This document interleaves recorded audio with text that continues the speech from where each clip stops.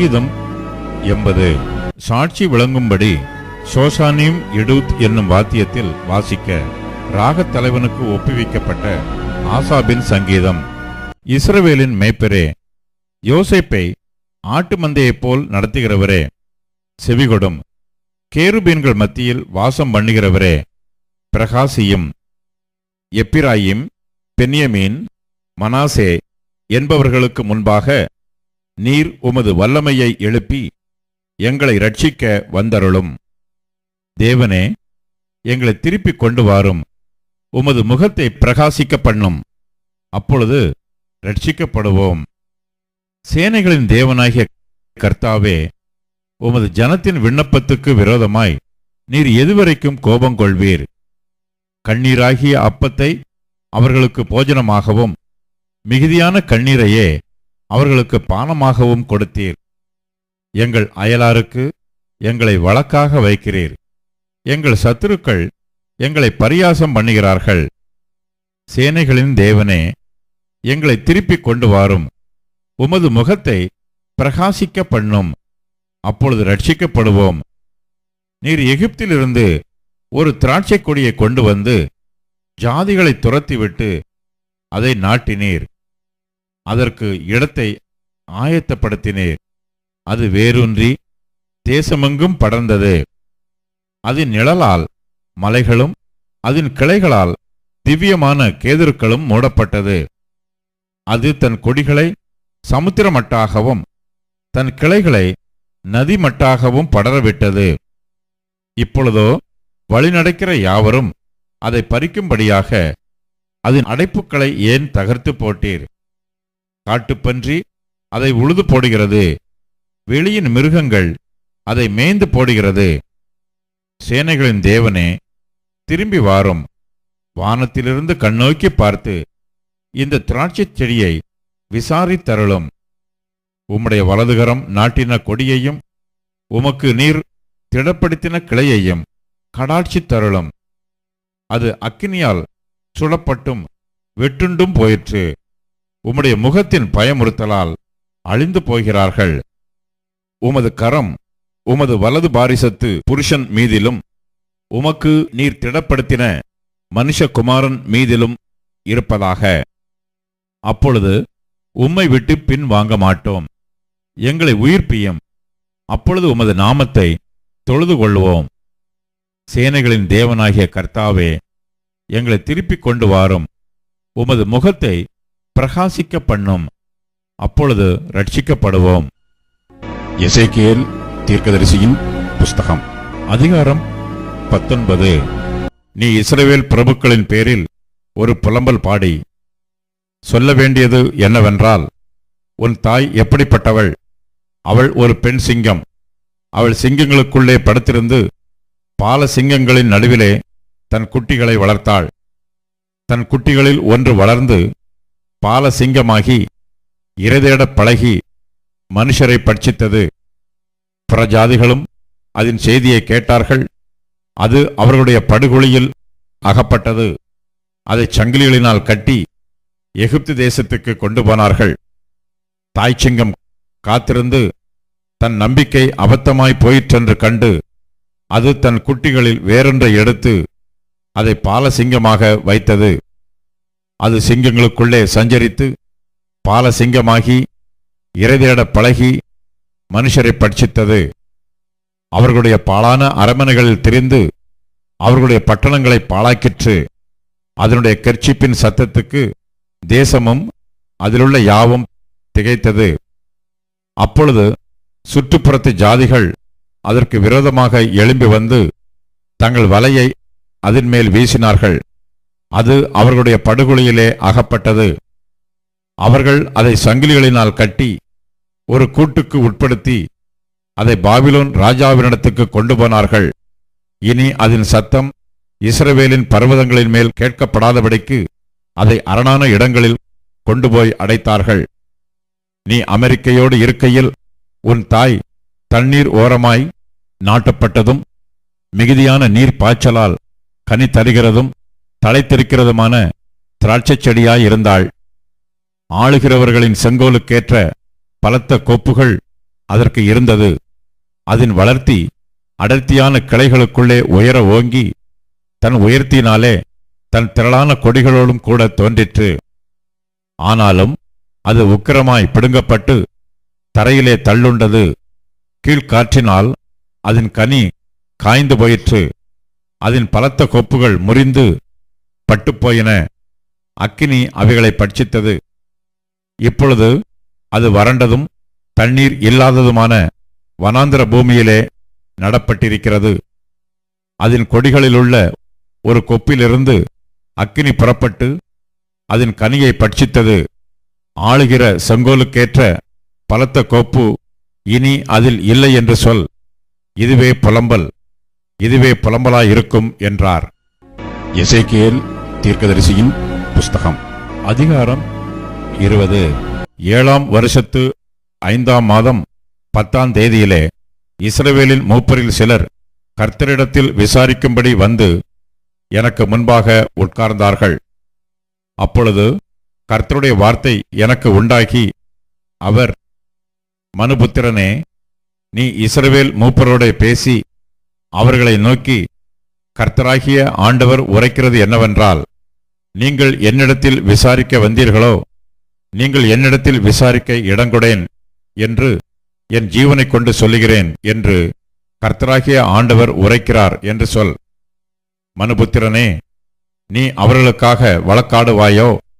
வழக்காட மனதானால் நீ அவர்கள் பிதாக்களின் அருவருப்புகளை அவர்களுக்கு தெரிய காட்டி அவர்களை நோக்கி, கர்த்தராகிய ஆண்டவர் உரைக்கிறது என்னவென்றால், நான் இஸ்ரவேலை தெரிந்து கொண்ட நாளிலே யாக்கோபு வம்சத்து ஜனங்களுக்கு நான் ஆணையிட்டு எகிப்து தேசத்தில் என்னை அவர்களுக்கு தெரியப்படுத்தி, நான் உங்கள் தேவனாகிய கர்த்தர் என்று ஆணையிட்டேன். நான் அவர்களை எகிப்து தேசத்திலிருந்து அழைப்பேன் என்றும், அவர்களுக்காக நான் பார்த்து வைத்ததும் பாலும் தேனும் ஓடுகிறதும் எல்லா தேசங்களின் சிங்காரமுமான தேசத்திலே அவர்களை கொண்டு வந்து விடுவேன் என்றும் அந்நாளிலே ஆணையிட்டு, உங்களில் அவரவர் தங்கள் கண்களால் நோக்கின அருவருப்புகளை தள்ளிவிட்டு எகிப்தின் நரகலான விக்கிரகங்களால் உங்களை தீட்டுப்படுத்தாதிருப்பீர்களாக, உங்கள் தேவனாகிய கர்த்தர் நான் என்று அவர்களோட சொன்னேன். அவர்களோ என் சொல்லை கேட்க மனதில்லாமல் எனக்கு விரோதமாய் இரண்டகம் பண்ணினார்கள். அவரவர் தங்கள் கண்களால் நோக்கின அருவருப்புகளை தள்ளி போடாமலும் எகிப்தின் நரகலான விக்கிரகங்களை விடாமலும் இருந்தார்கள். ஆதலால் எகிப்து தேசத்தின் நடுவிலே என் கோபத்தை அவர்களிலே தீர்த்து கொள்ளும்படிக்கு என் உக்கிரத்தை அவர்கள் மேல் ஊற்றுவேன் என்றேன். ஆகிலும் நான் என்னை இவர்களுக்கு வெளிப்படுத்தி இவர்களுக்கு முன்பாக என் நாமம் பரிசுத்த குலைச்சலாகாதபடிக்கு இவர்களை எகிப்து தேசத்திலிருந்து புறப்பட பண்ணி என் நாமத்தின் நிமித்தம் கிருபை செய்தேன். ஆகையால் நான் அவர்களை எகிப்து தேசத்திலிருந்து புறப்பட பண்ணி அவர்களை வனாந்திரத்தில் அழைத்து வந்து என் கட்டளைகளை அவர்களுக்கு கொடுத்து என் நியாயங்களை அவர்களுக்கு தெரியப்படுத்தினேன். அவைகளின்படி செய்கிற மனுஷன் அவைகளால் பிழைப்பான். நான் தங்களை பரிசுத்தம் பண்ணுகிற கர்த்தர் என்று அவர்கள் அறியும்படிக்கு எனக்கும் அவர்களுக்கும் அடையாளமாய் இருப்பதற்கான என் ஓய்வு நாட்களையும் அவர்களுக்கு கட்டளையிட்டேன். ஆனாலும் இஸ்ரவேல் வம்சத்தார் வனாந்திரத்தில் எனக்கு விரோதமாய் இரண்டகம் பண்ணினார்கள். என் கட்டளைகளின்படியே மனுஷன் செய்தால் அவைகளால் பிழைப்பான். அவர்களோ அவைகளில் நடவாமல் என் நியாயங்களை வெறுத்து என் ஓய்வு நாட்களின் பரிசுத்தத்தை மிகவும் குலைத்து போட்டார்கள். ஆதலால் அவர்களை நிர்மூலமாக்கும்படி வனாந்திரத்திலே என் உக்கிரத்தை அவர்கள் மேல் ஊற்றுவேன் என்றேன். ஆகிலும் நான் இவர்களை புறப்பட பண்ணினதைக் கண்ட புறஜாதிகளுடைய கண்களுக்கு முன்பாக என் நாமம் பரிசுத்த குலைச்சல் ஆகாதபடிக்கு என் நாமத்தின் நிமித்தம் கிருபை செய்தேன். ஆனாலும் அவர்களுடைய இருதயம் அவர்களுடைய நரகலான விக்கிரகங்களை பின்பற்றி அவர்கள் என் நியாயங்களை வெறுத்து என் கட்டளைகளில் நடவாமற் போய் என் ஓய்வு நாட்களை பரிசுத்த குலைச்சல் ஆக்கினபடியால் நான் வாக்குத்தத்தம் பண்ணினதும் பாலும் தேனும் ஓடுகிறதும் எல்லா தேசங்களில் சிங்காரமாய் இருக்கிறதுமான தேசத்திலே அவர்களை கொண்டு வந்து விடுவதில்லை என்று வனாந்திரத்தில் ஆணையிட்டேன். ஆகிலும் அவர்களை அழிக்காதபடிக்கு என் கண் அவர்களை தப்பவிட்டது. நான் அவர்களை வனாந்திரத்தில் நிர்மூலமாக்கவில்லை. வனாந்திரத்தில் அவர்களுடைய பிள்ளைகளை நோக்கி, நீங்கள் உங்கள் பிதாக்களின் முறைமைகளில் நடவாமலும் அவர்களுடைய நியாயங்களை கைக்கொள்ளாமலும் அவர்களுடைய நரகலான விக்கிரகங்களால் உங்களை தீட்டுப்படுத்தாமலும் இருங்கள். உங்கள் தேவனாகிய கர்த்தர் நானே. நீங்கள் என் கட்டளைகளில் நடந்து என் நியாயங்களை கைக்கொண்டு அவைகளின்படியே செய்து என் ஓய்வு நாட்களை பரிசுத்தமாக்குங்கள். நான் உங்கள் தேவனாகிய கர்த்தர் என்று நீங்கள் அறியும்படிக்கு அவைகள் எனக்கும் உங்களுக்கும் அடையாளமாயிருக்கும் என்றேன். ஆனாலும் பிள்ளைகளும் எனக்கு விரோதமாய் எழும்பினார்கள். என் கட்டளைகளின்படியே மனுஷன் செய்தால் அவைகளால் பிழைப்பானே? அவர்களோ அவைகளில் நடவாமலும் என் நியாயங்களை கைக்கொண்டு அவைகளின்படி செய்யாமலும் என் ஓய்வு நாட்களை பரிசுத்த குலைச்சலாக்கி போட்டார்கள். ஆகையால் வனாந்திரத்திலே என் கோபத்தை அவர்களில் தீர்த்து கொள்ளும்படி என் உக்கிரத்தை அவர்கள் மேல் ஊற்றுவேன் என்றேன். ஆகிலும் நான் என் கையை திருப்பி நான் இவர்களை புறப்பட பண்ணினதைக் கண்ட புறஜாதிகளுடைய கண்களுக்கு முன்பாக என் நாமம் பரிசுத்த குலைச்சல் ஆகாதபடிக்கு என் நாமத்தின் நிமித்தம் கிருபை செய்தேன். ஆனாலும் அவர்கள் என் நியாயங்களின்படி செய்யாமல் என் கட்டளைகளை வெறுத்து என் ஓய்வு நாட்களை பரிசுத்த குலைச்சல் ஆக்கினபடியாலும் அவர்களுடைய கண்கள் அவர்கள் பிதாக்களின் நரகலான விக்கிரகங்களின் மேல் நோக்கமாயிருந்தபடியாலும் நான் அவர்களை புறஜாதிகளுக்குள்ளே சிதறடித்து அவர்களை தேசங்களிலே தூற்றி போடுகிறதற்கு வனாந்திரத்திலே ஆணையிட்டேன். ஆகையால் நன்மைக்கேதுவல்லாத கட்டளைகளையும் ஜீவனுக்கேதுவல்லாத நியாயங்களையும் நான் அவர்களுக்கு கொடுத்தேன். நான் கர்த்தர் என்று அவர்கள் அறியத்தக்கதாக நான் அவர்களை பாழாக்கும்படி அவர்கள் கற்பம் திறந்து பிறக்கிறதையெல்லாம் தீக்கடக்க பண்ணி இவ்விதமாய் அவர்களுடைய பலிகளினாலே அவர்களை தீட்டுப்பட பண்ணினேன். ஆகையால் மனுபுத்திரனே, நீ இஸ்ரவேல் வம்சத்தாரோட பேசி அவர்களை நோக்கி, கர்த்தராகிய ஆண்டவர் உரைக்கிறது என்னவென்றால், உங்கள் பிதாக்கள் இன்னும் எனக்கு விரோதமாய் துரோகம் பண்ணி என்னை தூஷித்தார்கள். அவர்களுக்கு கொடுப்பேன் என்று ஆணையிட்ட தேசத்திலே நான் அவர்களை பிரவேசிக்க பண்ணின பின்பு அவர்கள் உயர்ந்த ஒரு மேட்டையும் தழைத்த ஒரு விருட்சத்தையும் எங்கெங்கே கண்டார்களோ அங்கங்கே தங்கள் பலிகளை செலுத்தி அவ்விடங்களில் எல்லாம் எனக்கு எரிச்சல் உண்டாக்குகிற தங்கள் காணிக்கைகளை படைத்து சுகந்த வாசனையான தங்கள் தூபங்களை காட்டி தங்கள் பான பலிகளை வார்த்தார்கள். அப்பொழுது நான் அவர்களை நோக்கி, நீங்கள் போகிற அந்த மேடு என்னவென்று கேட்டேன். அதனால் இந்நாள் வரைக்கும் அதற்கு பாமா என்று பேர். ஆகையால் நீ இஸ்ரவேல் வம்சத்தாரை நோக்கி, கர்த்தராகிய ஆண்டவர் உரைக்கிறது என்னவென்றால், உங்கள் பிதாக்களுடைய மார்க்கத்தின்படியே நீங்களும் தீட்டுப்பட்டவர்கள் அல்லவோ? அவர்களுடைய அருவருப்புக்களை நீங்களும் பின்பற்றி சோரம் போகிறீர்கள் அல்லவோ? நீங்கள் உங்கள் பிள்ளைகளை தீக்கடக்க பண்ணி உங்கள் பலிகளை செலுத்துகிற போது இந்நாள் வரைக்கும் அவர்களுடைய எல்லா நரகலான விக்கிரகங்களாலும் நீங்கள் தீட்டுப்படுவீர்களே. நீங்கள் என்னிடத்தில் விசாரிக்க இடம் கொடுப்பேனோ? இஸ்ரவேல் வம்சத்தாரே, நீங்கள் என்னிடத்தில் விசாரிக்கும்படி இடம் கொடுப்பதில்லை என்று என் ஜீவனைக் கொண்டு சொல்லுகிறேன் என்று கர்த்தராகிய ஆண்டவர் உரைக்கிறார். மரத்துக்கும் கல்லுக்கும் ஆராதனை செய்து அஞ்ஞானிகளைப் போலவும் தேசத்து ஜனங்களின் ஜாதிகளைப் போலவும் இருப்போம் என்று சொல்லுகிறீர்களே. உங்கள் மனதில் எழும்புகிற இந்த நினைவின்படி ஆவதே இல்லை. பலத்த கையினாலும் ஓங்கிய பயத்தினாலும் ஊற்றப்பட்ட உக்கிரத்தினாலும் உங்களை ஆளுவேன் என்பதை என் ஜீவனைக் கொண்டு சொல்லுகிறேன் என்று கர்த்தராகிய ஆண்டவர் உரைக்கிறார். நீங்கள் ஜனங்களுக்குள் இராதபடிக்கு நான் உங்களை புறப்பட பண்ணி, நீங்கள் சிதறியிருக்கிற தேசங்களில் இராதபடிக்கு நான் உங்களை பலத்த கையினாலும் ஓங்கிய புயத்தினாலும் ஊற்றப்பட்ட உக்கிரத்தினாலும் கூடிவரச் செய்து உங்களை ஜன சதலங்களின் வனாந்திரத்திலே கொண்டு போய் அங்கே உங்களோட முகமுகமாய் வழக்காடுவேன். நான் எகிப்து தேசத்தின் வனாந்திரத்தில் உங்கள் பிதாக்களோடு வழக்காடினது போல உங்களோடும் வழக்காடுவேன் என்று கர்த்தராகிய ஆண்டவர் சொல்லுகிறார். நான் உங்களை கோலின் கீழ் செல்லும்படி செய்து உங்களை உடன்படிக்கையின் கட்டுக்குட்படுத்தி கலகக்காரரையும் துரோகிகளையும் உங்களை விட்டு பிரித்து போடுவேன். அவர்களை தாங்கள் தங்கும் தேசத்திலிருந்து புறப்பட பண்ணுவேன். ஆனாலும் அவர்கள் இஸ்ரவேல் தேசத்தில் பிரவேசிப்பதில்லை. அப்பொழுது நான் கர்த்தர் என்று அறிந்து கொள்வீர்கள்.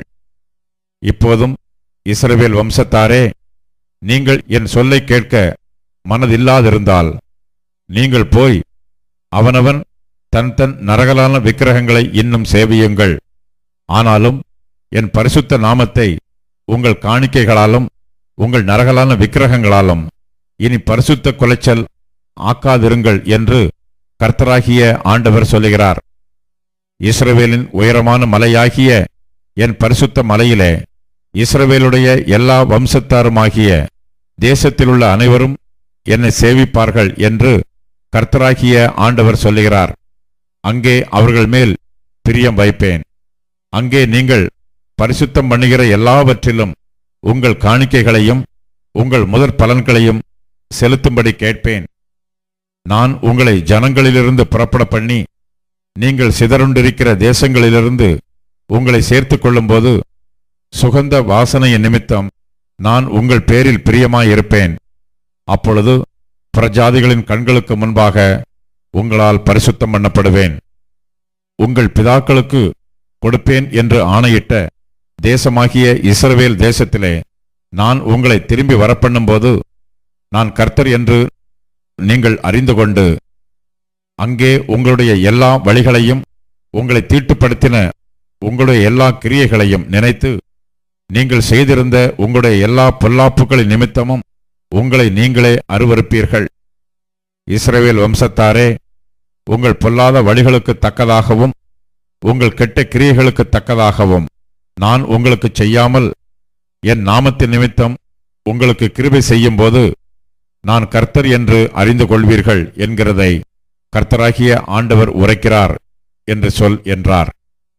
கர்த்தருடைய வார்த்தை எனக்கு உண்டாகி அவர், மனுபுத்திரனே, நீ உன் முகத்தை தென் திசைக்கு நேரே திருப்பி தெற்குக்கு விரோதமாக உன் வசனத்தை பொழிந்து தென்புறமான வயல்வெளியின் காட்டுக்கு விரோதமாக தீர்க்க தரிசனம் உரைத்து தென் திசை காட்டை நோக்கி கர்த்தருடைய வார்த்தையை கேள்.